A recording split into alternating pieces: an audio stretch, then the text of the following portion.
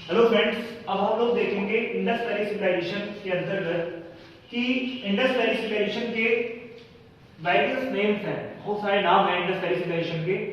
इन नामों को अपन देखेंगे कि इन नामों का नाम क्यों पड़ा है, इंडस वैली सिविलाइजेशन को क्यों हम हड़प्पा सभ्यता के नाम से जानते हैं, क्यों इसको सिंधु घाटी सभ्यता कहते हैं, क्यों इसको कांस्य युगीन सभ्यता कहते हैं, क्यों इसको सरस्वती सभ्यता के नाम से जानते हैं और क्यों इसको प्रथम नगरीय सभ्यता कहते हैं। तो इसके पीछे रीजंस है, अपने कुछ रीजंस हैं, उन रीजंस को समझना पड़ेगा। और हड़प्पा सभ्यता, सिंधु घाटी सभ्यता, कांस्य युगीन सभ्यता, सरस्वती सभ्यता और प्रथम नगरीय सभ्यता या प्रथम क्रांति का काल इसको क्यों कहते हैं, इसके पीछे रीजंस को हम लोग डिफाइन करेंगे। फर्स्टली हम लोग हड़प्पा सभ्यता का ओरिजिनेशन कैसे हुआ, कैसे इसकी खोज हुई या किस प्रकार से जो है विद्वानों ने इसको खोजा, इन पॉइंट्स को अपन देखेंगे। तो सबसे पहले हम यहाँ पर फोकस करेंगे, इस पर फोकस करेंगे और यहाँ पर फोकस करते हुए सबसे पहले हम लोग हड़प्पा सभ्यता को देखेंगे। हड़प्पा सभ्यता की अगर बात करें तो हड़प्पा सभ्यता, हड़प्पा बेसिकली एक प्लेस है जो पाकिस्तान में आज की डेट में पड़ता है, वो पहले हमारा पार्ट था। तो इस तरीके से हम देखेंगे हड़प्पा सभ्यता में हड़प्पा कैसे खोजा गया, उसके पीछे रीजंस क्या है। देखो 1826 एडी में चार्ल्स मैसन नामक एक अंग्रेज अधिकारी था, उसने सर्वप्रथम हड़प्पा टीले पर ध्यान दिया, यानी केवल ध्यान दिया और उसने कोई खुदाई वगैरह नहीं की। ये पता लगा कि उनको ईंटों की जरूरत थी और यहाँ पर एक टीला है, टीले को खुदाई करके ईंटें निकाले जा सकते हैं, लेकिन केवल ध्यान दिया, ना कि उस पर कोई खुदाई का कार्य किया। इसलिए आपको बस याद रखना है 1826 एडी में एक अंग्रेज अधिकारी जिसका नाम क्या है, चार्ल्स मैसन, जिसका हड़प्पा टीले की तरफ ध्यान आकर्षित हुआ, बस इतना आपको समझना है। फिर हम देखेंगे 1853 से 56 एडी। तो 1853-56 में आपको पता है 1853 और 1856 के बीच में जो आपके गवर्नर हैं उस समय भारत के, वो कौन है, लॉर्ड डलहौजी। लॉर्ड डलहौजी को भारत का एक आधुनिक पिता या फिर एक प्रकार से मॉडर्न या फिर नई नई चीजों के इन्वेंशन के लिए जाना जाता है। बेसिकली उन्होंने ढेर सारी चीजों का इन्वेंशन किया, भारत में ढेर सारी चीजों को इंप्लीमेंट किया जो नगरीकरण में काफी जो है आपका सहायक हुई। खासकर वो अपने हितों के लिए भारत में रेल को जो है प्रतिस्थापित करते हैं, रेल को जो है स्थापित करते हैं और रेल स्थापना में ये रेल लाइन बिछाई जा रही थी।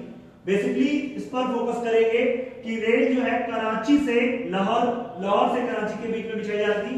इसी के बीच में आपका हड़प्पा जो है प्लेस पड़ता था। कहते हैं कराची इंडस रिवर के जो है क्या है आपका, बोलो सर, इंडस रिवर के किनारे है और यहाँ पर है हड़प्पा। ये रेल का ट्रैक बिछाया जा रहा था। रेल का ट्रैक डलहौजी के शासनकाल में रेल लाइन बिछाई जा रही थी और रेल लाइन बिछाने के लिए बजरी और ईंटों की जरूरत थी। कहते हैं कि ये कार्य कनिंघम महोदय के जो है क्या था, आपके नेतृत्व में हो रहा था और ये जो पत्थर और बजरी डलवाने का कार्य कर रहे थे वो ब्रेंटन ब्रदर्स कर रहे थे। ब्रेंटन ब्रदर्स, जिसमें जॉन ब्रेंटन और एक बंदा है विलियम ब्रेंटन, ये दोनों भाई हैं। इन लोगों के नेतृत्व में, नेतृत्व है कनिंघम का, काम ये लोग करवा रहे हैं। लेकिन कहते हैं कि इन्होंने खुदाई तो की, ईंटों को उठा करके वहां पे डाला, लेकिन कोई बेसिकली एक पुख्ता काम इस पर नहीं किया और ना ही कोई खोज हो पाई। तो उसके बाद कहते हैं सबसे पहले 1921 AD, 1921 AD, most important point, यहां से क्वेश्चन आपका वनडे एग्जाम में पूछता है कि सर्वप्रथम जो है खुदाई कब हुई हड़प्पा की। तो देखिएगा 1921 एडी में जॉन मार्शल के नेतृत्व में, यहां पर फोकस करिएगा, जॉन मार्शल का नाम बहुत ही इंपॉर्टेंट है सर। जॉन मार्शल के नेतृत्व में भारतीय पुरातत्व सर्वेक्षण विभाग है ना, यानी Indian archaeological survey of India या आर्कियोलॉजिकल सर्वे ऑफ इंडिया जो का डिपार्टमेंट था, उसके चीफ थे जॉन मार्शल सर। इन्होंने सर्वप्रथम जो है क्या किया 1921 में, और आपको पता होना चाहिए कि भारतीय पुरातत्व सर्वेक्षण विभाग की स्थापना 1902 और 3 में लॉर्ड कर्जन के शासनकाल में हो गई थी और ये 1921 एडी में जॉन मार्शल के अंतर्गत काम करने वाले एक बंदे थे जो भारतीय थे, दयाराम साहनी है ना। तो दयाराम साहनी ने हड़प्पा की सर्वप्रथम खुदाई करवाई। तो श्रेय किसको जाता है, कहते हैं कि हड़प्पा नामक स्थान पर खुदाई हो रही थी। सर्वप्रथम इस सभ्यता में हड़प्पा नामक स्थान की खुदाई की गई, इसलिए इसको हड़प्पा सभ्यता के नाम से जानते हैं। याद रखिएगा, why it is called Harappan civilisation, just because सबसे पहले डिगिंग कहां होगी, हड़प्पा में होगी, इसलिए इसको हड़प्पा सभ्यता के नाम से जानते हैं। और इसको खोजने का श्रेय दयाराम साहनी को जाता है 1921 एडी में, जो कि जॉन मार्शल के नेतृत्व में काम हो रहा था और इनके अंडर में काम कर रहे थे दयाराम साहनी जी। और कहते हैं कि जॉन मार्शल उस समय पुरातत्व सर्वेक्षण विभाग के चीफ थे और पुरातत्व सर्वेक्षण विभाग की स्थापना 1902 में कर्जन के समय हुई थी। अब आएंगे इंडस वैली सिविलाइजेशन क्यों कहते हैं इसको। इंडस वैली सिविलाइजेशन इसलिए कहते हैं कि जब शुरू में इस सभ्यता की खोज हो रही थी, इसके नए नए स्थलों को खोजा जा रहा था, तो उस समय अधिकांश स्थलों की प्राप्ति 1947 से पहले लगभग 40 स्थल, यानी 1947 से पहले अगर हम देखें तो 40 स्थलों की खोज इंडस वैली सिविलाइजेशन यानी इंडस वैली नदी घाटी के आसपास 40 स्थल पाए गए थे। इसलिए इंडस वैली सिविलाइजेशन को सिंधु घाटी सभ्यता कहा गया, या इस सभ्यता को इंडस वैली सिविलाइजेशन के नाम से जाना गया।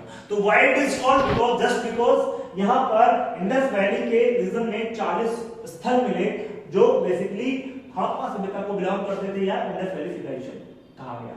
फिर अपन आएंगे कांस्य युगीन सभ्यता, इसे क्यों कहते हैं। कांसा कहते हैं ये मजबूत होता है तांबे की तुलना में, और तांबे और टिन के मिश्रण यानी अलॉय मेटल है कौन, कांसा, ब्रॉन्ज। तो अगर हम क्या करें, तांबे को टिन से मिला दें तो अलॉय मेटल, एक अलॉय यानी मिश्र धातु का निर्माण होता है, जो बेसिकली क्या होती है, कांसा। और इस युग में आकर के, हड़प्पा काल में आकर के, इंडस वैली सिविलाइजेशन में आकर के कांसे का बहुतायत मात्रा में यूज किया गया। हालांकि थोड़ा बहुत तांबे का भी यूज होता था, ताम्र पाषाण काल इसके आगे हम देखेंगे तो वहां पर तो तांबे का मैक्सिमम यूटिलाइजेशन होगा, लेकिन यहाँ पर आकर के यहाँ पर कांसे का यूज ज्यादा हुआ। कांसे के उपकरण, कांसे से बने हुए बहुत सारी चीजें प्राप्त की गई हैं, जिससे ये प्रतीत होता है कि इसीलिए इस सभ्यता को कांस्य युगीन सभ्यता के नाम से जानते हैं। ठीक है, एंड आफ्टर दैट अपन देखेंगे इसको सरस्वती सभ्यता क्यों कहते हैं। सरस्वती की बात करें तो सरस्वती एक नदी हुआ करती थी, बेसिकली गंगा और सिंधु के बीच में। कहते हैं अगर हम भारत को देखें तो भारत में सिंधु और गंगा के बीच में, अगर हम भारत को थोड़ा सा विजुलाइज करें तो आपको एक पॉइंट यहां पर समझ में आएगा कि मान लीजिए ये आपका प्यारा भारत है। ठीक है सर, क्या है ये प्यारा भारत, और इसमें अगर हम देखें तो ये आपकी बेसिकली गंगा है, गोमुख से ऐसे निकलती है इधर, और ये यहां पर इंडस है ऐसे। तो इंडस और गंगा के बीच में लगभग कहते हैं 1100 प्लेस, कितने प्लेस सर, 1100 प्लेसेस मिलते हैं, जो किससे बिलोंग करते हैं, कांस्य युगीन सभ्यता से, इंडस वैली सिविलाइजेशन से बिलोंग करते हैं। तो 1100 स्थलों की प्राप्ति हुई, लेकिन यहां पर एक नदी बहती है जिसको सरस्वती नाम से जानते थे, लेकिन कहते हैं कि आज की डेट में बहुत विवादित है। सरस्वती नदी को खोजने के लिए राजस्थान की ये आपका हरियाणा की जो खट्टर सरकार है उसने एक कमेटी भी बिठाई थी।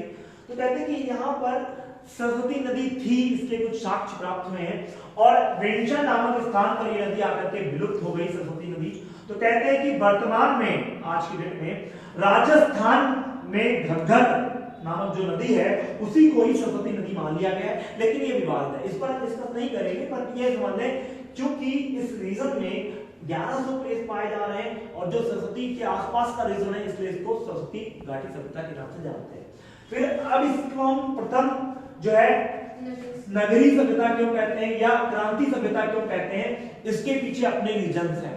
पहला रीजन क्या है कि यहाँ पर आकर के जो हम पढ़ेंगे पूरा पाषाण काल में देखेंगे या फिर नवपाषाण काल में देखेंगे, वहां पर कच्ची ईंटों से घर बन रहे हैं, वहां पर गोल आयताकार कच्ची ईंटों से घर बन रहे हैं। यहाँ पर पक्की ईंटों का यूटिलाइजेशन होने लगा है, नगरों को व्यवस्थित रूप में बनाया जा रहा है और नगरों की नालियों को जो है व्यवस्थित रूप से बनाया जा रहा है।